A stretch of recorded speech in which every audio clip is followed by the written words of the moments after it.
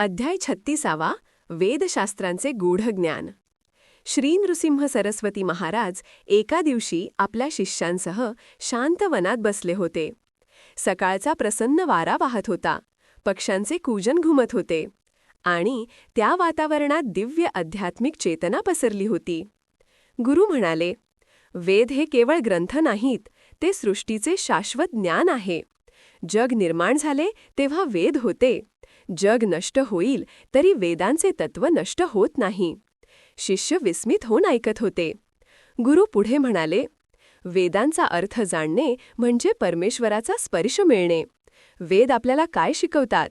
सत्य, धर्म, प्रेम, संयम हीच मनुष्याची खरी संपत्ती. गुरूंच्या ज्ञानामृताने सर्व शिष्य तृप्त झाले. त्या दिवशी त्यांनी वेद तत्वज्ञानाचे खरे सार आत्मसात केले. अध्याय 37 गुरुचरित्र श्रवणाचे फळ आणि गुरुकृपा. या अध्यायात श्री गुरूंनी चरित्र या शब्दाचा दिव्य अर्थ सांगितला. गुरूंचे चरित्र ऐकणे म्हणजे त्यांच्या कृपेचा दरवाजा उघडणे.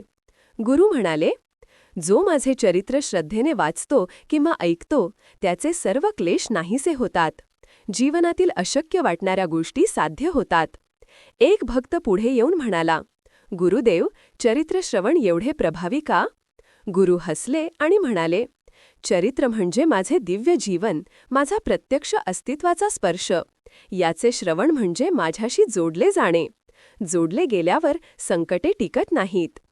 गुरूंनी भक्तांना चरित्र श्रवणाची महिमा सांगितली आणि सर्वांना आशीर्वाद दिला. अध्यायाचा शेवट एका वचनाने, श्री गुरुचरित्र वाचणाऱ्याला सद्गती निश्चित आहे.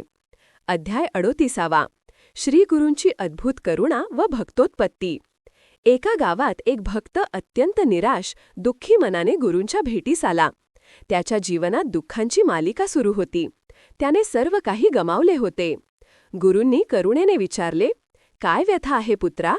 तो रडू लागला, गुरुदेव, माझ्या आयुष्यात काहीच सुटत नाही. प्रयत्न करतो पण सर्व व्यर्थ जाते. गुरूंनी शांत समाधानी नजरेने त्याच्याकडे पाहिले.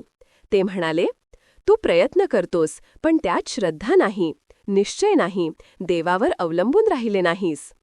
गुरूंनी त्याचा हात धरून म्हणाले, आजपासून तुझे जीवन बदलून जाईल. फक्त मला स्मर, सर्व क्लेश दूर होतील. त्या क्षणी त्या भक्ताच्या अंतःकरणात एक अद्भुत ऊर्जा जागृत झाली. घरी गेल्यावर त्याच्या आयुष्यात एकामागे एक चमत्कार घडू लागले.